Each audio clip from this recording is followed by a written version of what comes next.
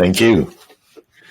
All right, so we're going to kind of talk about investing, but we're really talking about is managing the resources that God puts under our management. So why don't you read the passage there, the verse, and then we'll kind of take it from different perspectives. Okay. We're looking at 2 Corinthians 9, verse 6. So that's 9:6 of 2 Corinthians. Remember this, whoever sows sparingly will also reap sparingly, and whoever sows generously will also reap generously.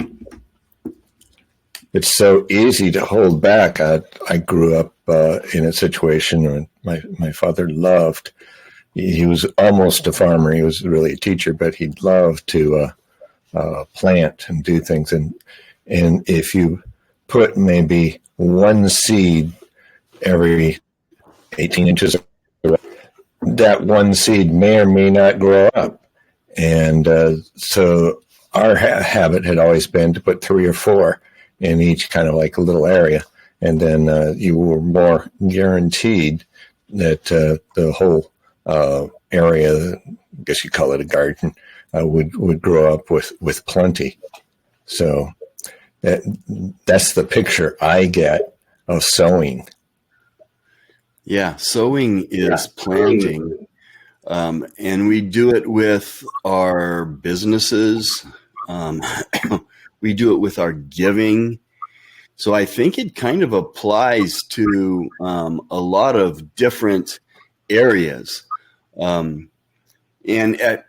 guess, the more aggressively you sow, the more potential it has, right?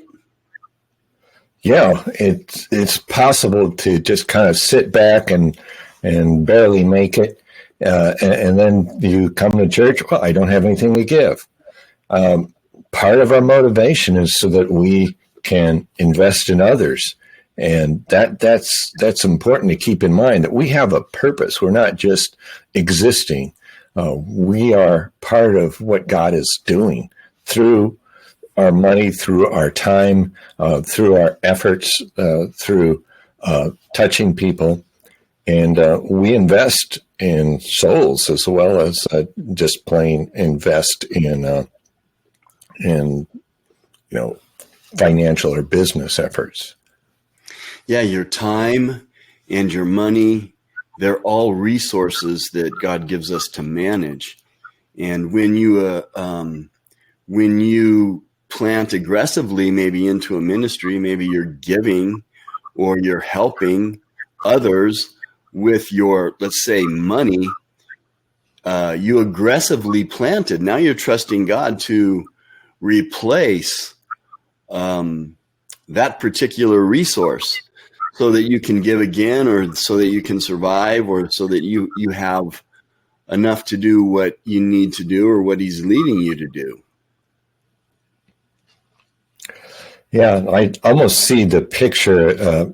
There's different kinds of planting, sowing, and it's a good idea to have different things going as you go about life. If you, for example, planted only corn, you would probably get sick of corn. And if there was a challenge to corn in particular, you would lose everything. And typically, people throughout time have had different kind of crops, because some grow a little better here and some grow a little better there. And it's important in our lives for us to take on different things, many things, in order to see where, the actual fruit or crop produces things.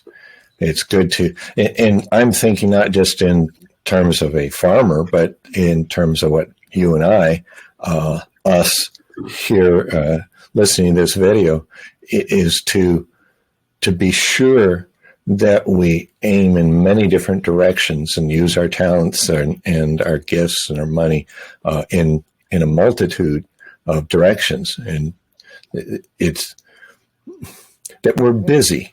I guess I would say busy accomplishing things for the Lord, that we calculate how we can actually do things for the glory of God. And you know, the old cliche, you don't want to put all your eggs in one basket.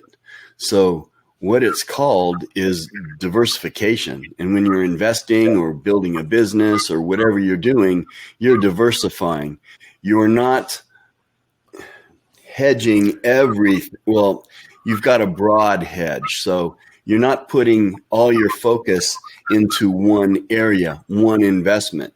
You're not just buying one stock, or maybe you have an industry that you're in that you're good at. So maybe that's where your business is. But as the profit comes in, you diversify that and you get into other things, maybe real estate, maybe some other stocks or bonds or whatever. And you have a diversification of what's coming in. And that could be from you know, everyone's good at something. If you're good at restaurants, then you're not going to go open something that's different that you're not good at. But you can still funnel those resources coming from your restaurants into other investments. Yeah. All right. Well, Pastor, your input is always appreciated. And we will talk to you next time. All right.